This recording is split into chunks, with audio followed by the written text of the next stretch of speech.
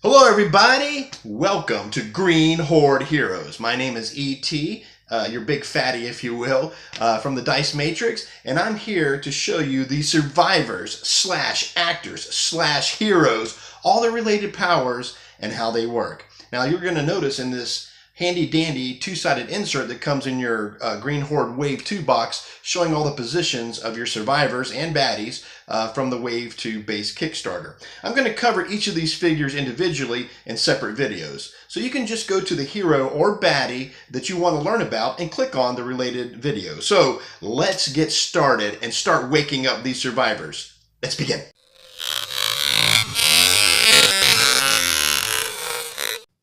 All right, Sigrun, it's time to wake up. It's time to be a hero.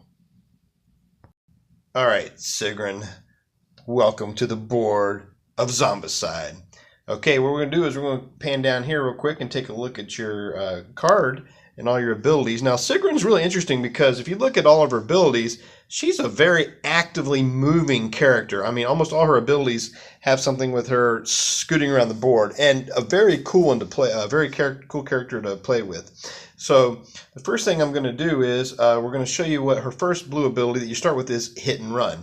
So we're going to move up to the board here, and Hit and Run is basically, it states that once you make an active kill in a zone with zombies, as long as one character dies, you can then perform a free move action to escape without any penalty of spending actions or extra actions to leave the zone. So let's say here, boom, okay, perfect. She rolled a 6. She kills this walker. It's gone. Now, if Sigrun would like, she can take a free move action away from the zone, you know, whichever way that's not impeded.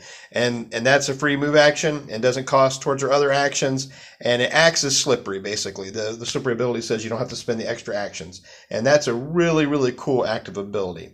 All right.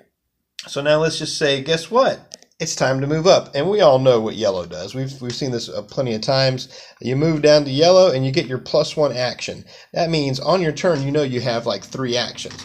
But now you will gain an additional action. So let's say you're on the board and you were here. You could go, I will move here for one of my actions. And normally you have 2 more actions, which is 2 attacks. Short sword, there's a kill. Of course, you'd probably kill the runner first. That's a miss. But instead of move, attack, attack, now that you have the extra action, you can take one more chance. And of course, no good on that one, but you did get 4 actions. All right. So now let's move down to quickly. Guess what? I guess you just leveled up again. You're in the orange area. So let's take a look at these abilities here, which are pretty cool. Okay, you have the choice between +1 free move action and charge. And I'm going to choose charge, but I'm going to tell you, of course, both what these abilities do. The +1 free move action is now she has 4 actions during her turn, but during her turn she can also now spend as an action a move. But it has to be spent exactly for that. So let's say on her turn she's moving around like, I don't know, maybe let's say she spends her first 2 actions to try to kill these guys, and I did roll a 5 and a 6, so those guys were killed. She has 2 more actions on her turn as I'm blowing doors off the hinges here.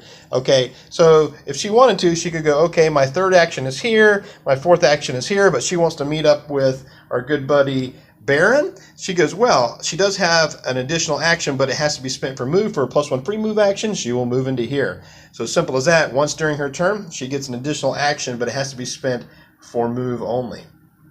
Okay, the second one, which I've actually chosen, is charge. Now this ability is super cool, okay? So what happens in this, let's see if I can set up a nice little scenario here. She only has a short sword. I don't know if she wants to be taking on all those guys.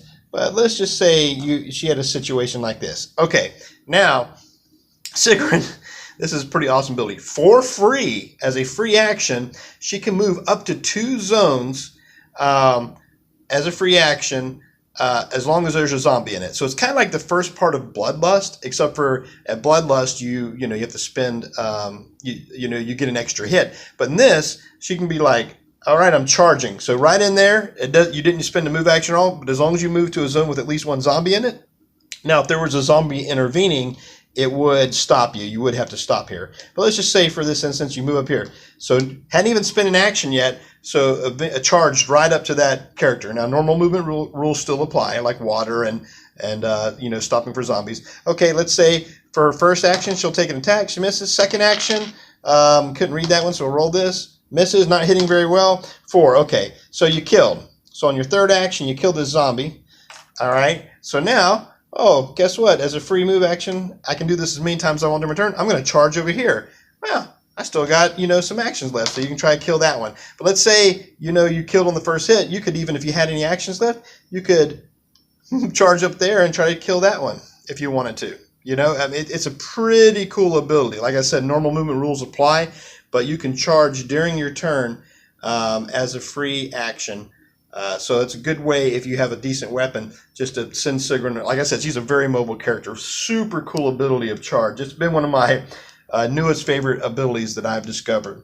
Okay, let's say she finally makes it to the awesome deadly red zone, which is deadly usually for us because spawnings. Now she has 3 different abilities here. She has +1 damage on her melee die, +1 free combat, and +1 zone per move. So I'm going to choose the last ability, just sticking with this, but these are all actually very tempting abilities. So let's explain each one. Okay, so let's say we got a big fatty in here, okay? And with a melee weapon, we know that you can take any attack any character with your hits, obviously, unlike a ranged weapon. But so what happens is, now she only has a short sword, so she can't kill this. But if you chose the +1 damage per melee, well, that changes the whole story here. So, okay, I actually rolled a 6. You couldn't see it, so that's a hit. Now, normally that would do nothing to the big fatty with a short sword, but she has +1 damage melee. So when she uses a melee attack, instead of the sword, the short sword here down doing just the 1 damage where the skull is, it would actually be considered 2 for her because she's cool like that. So bye-bye, fatty. You're gone if I had chosen that ability. But I didn't choose that ability. I went with this very mobile one at the end. So the second one is a +1 free combat action. Now that allows the character to take an additional action. You have your 4 actions and then any other bonus actions like a plus move action. Well, this is a combat action, so it can be of any choice. So it can be a magic, a melee, or a ranged attack, and that's an additional action they can take on their turn. So that's pretty cool. If you're already starting off in a zone with a bunch of zombies, and even if you have a simple weapon, but you can maybe kill them all, you can take, you know, that's 1 more. That's like, okay, you have 4 free actions, and you get another one for the free combat action. That's 5 attacks. That's crazy good. Okay, now we're going to do my favorite one on the list, which is +1 zone per move. Now, I definitely had to look that one up in the book because I hadn't messed with that one at all before. But let's just say she's moving around. Okay, so let's just say she's going to move like a normal move action. So when you do a move action, you move here. Well, this is not a +1 move action. This is a +1 zone per move. So basically, for 1 action, she can move 2 spaces. So technically, she could go, there's 1 move action, there's another move action moving 2. I mean, you know, here. I mean, it is a great ability. Just basically an additional zone or space, if you will, for every move action spent on that. Now, the last thing I wanted to cover, of course, was her area up here. It says this slot may hold a scimitar instead. So you know, if you have if you draw the scimitar, then you can put it in here instead of armor. And that's pretty much it. It wraps up for our amazing character of Sigrun, and which sometimes accidentally called Sigrun with an M, but it's with an N. Pretty cool character. I'm going to be playing with this one a lot just because I like the mobility of the character. All right, I hope you've enjoyed it. If you've enjoyed any of it, guys, I appreciate it if you liked and subscribed. Until next time, let's keep the dice rolling.